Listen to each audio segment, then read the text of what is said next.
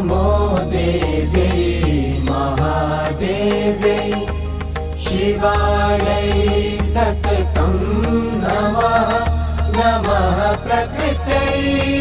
भद्रायै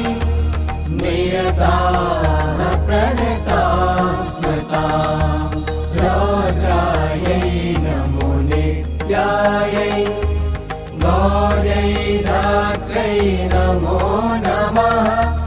ज्योत्स्नायै चेन्दुरूपिण्यै सुखायै सततं